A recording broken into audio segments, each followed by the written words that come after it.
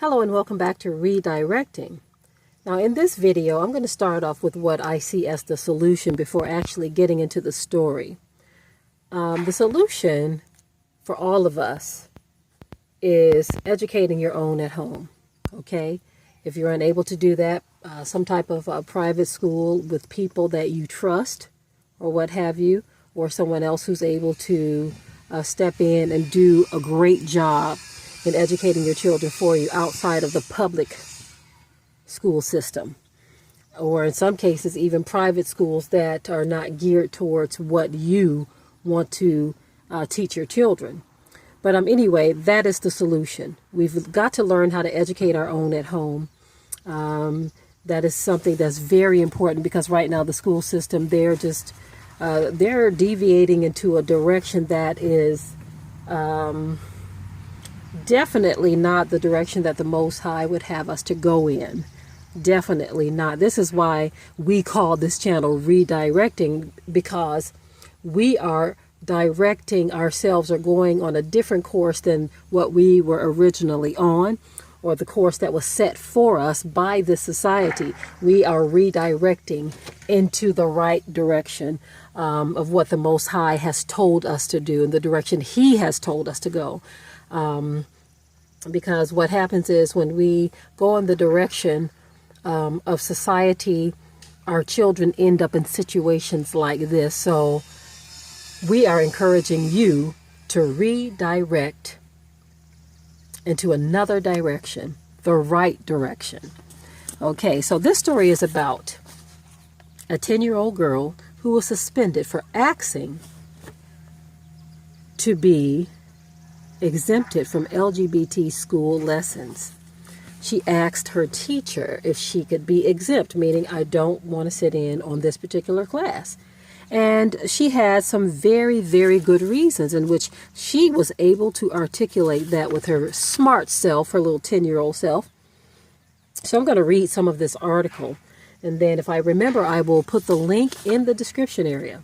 But it says, a 10-year-old who was suspended from school for a week after asking her teacher permission to be excused from participating in a Pride Month LGBT lesson has gone on record to explain the real dangers of the invasion of LGBT ideology in her school.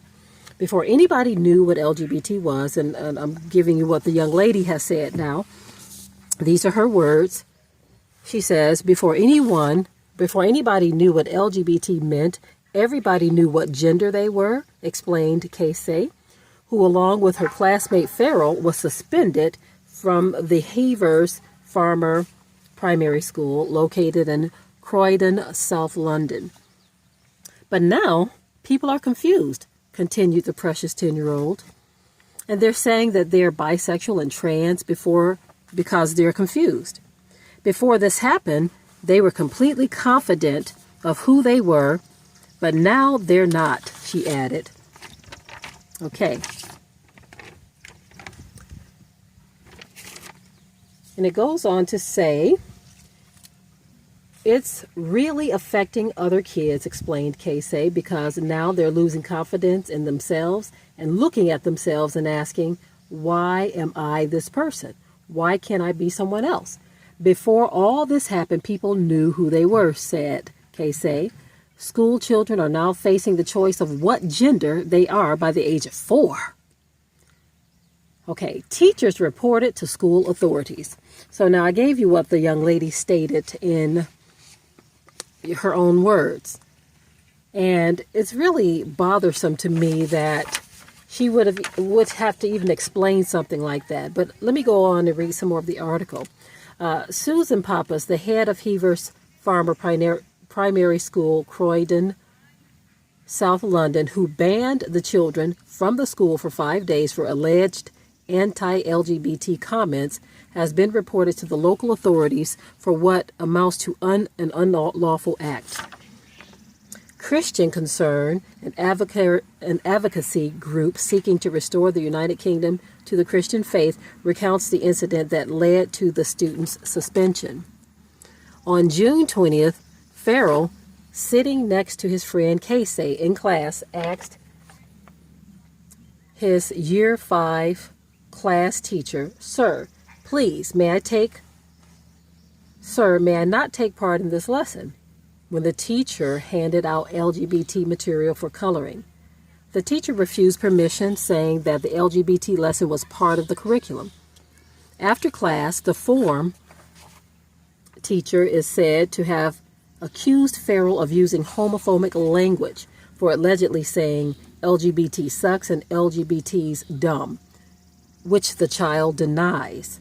Farrell, who was sitting with female pupil Casey, says he is a Christian and told a visitor teacher he did not accept LGBT because of his religion. The teacher asked the two children, "Do you want them to die?"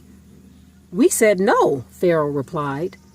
If, however, they went back to their countries, they would be punished for being gay, Farrell told the teacher. The teacher asked Farrell where he was from. Farrell said he was an African Jamaican, and because there everybody is Christian and Catholic, so they don't accept LGBT. Later, Mr. Pappas shouted at the two children in front of the class, according to Casey, "How dare you! You are a disappointment to the school," Pappas told the two children outside the classroom. Pappas then put the children in different rooms and asked Casey, "How dare you say that you will kill LGBT people?" Casey replied, "I didn't say kill." Pappas then shouted at her and said, "Yes, you did, and don't lie." Casey, a Pentecostal Christian, says she was kept in detention for 5 hours from 10 a.m. to 3 p.m. Casey's and Farrell's version of the story, which differs widely from their teacher and the head of their school, alleged, has been corroborated by their classmates. So you see how this teacher, this wicked, reprobate demon, tried to take their words of stating that if they were back in their home countries, they may be killed as punishment for that. He meant it, and he stated that they claimed that they would do the killing. You see how these wicked, demonic minds work. This is why I say the solution is for us to educate our own at home, because they are put into these hostile environments with people who don't mind lying on them. This teacher was willing to lie on them, deceive, manipulate, put them out of school, which to me was a good idea, was a good thing, which means the parents need to step up and come up with another alternative, because to put them back into that same environment, that teacher is not going to be fair by them, because that person's mind, that teacher's mind, is reprobate. Okay? Their pathology is all over the place. It's wicked. It's not clean. It's not clear. It's psychotic. And so to hear them try to lie and manipulate the situation, dealing with these little children, yelling at them, telling them don't lie when he is the liar. This is what I've said in a number of my videos, that they will often accuse us of the things that they are guilty of. That is a dangerous person to be around, to deal with, when they will try to accuse you of what they are guilty of, because they know it is so awful. They can't face themselves. So they have to convince themselves that the person who thinks like this, the person who's actually this wicked, is the people that I hate. It's not me. I'm accusing them because I can't face myself. So I got to put my mental problems on them. I have to put my hatred on them. You see how we're accused of hate for even talking about these things? They are the ones that hate us, right? And so they have to project all of this negative energy towards other people because they can't face the demonic person that they are. That's just a reality of the situation. We are dealing with some serious demonic activity and people who are unrepentant. Unrepentant.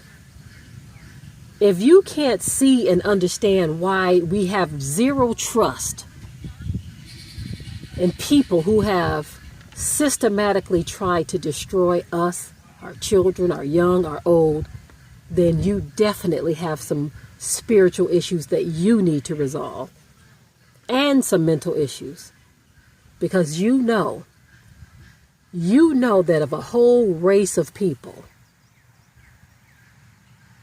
have dominated your people, mistreated, misused, abused, enslaved, tortured, all this stuff for centuries, you know good and well you wouldn't have any trust for them. But to suggest that the people who have been strong-armed, mistreated, and abused by people who look like you, to suggest that we are the ones with the problem, shows that you have the same problem of the people we are talking about. And I'm saying that to those of you who get frustrated when we talk about these things. If you were mentally and spiritually sane, you would sympathize more with the people who are being abused and not the abuser. That's my 2 cents. I'm out.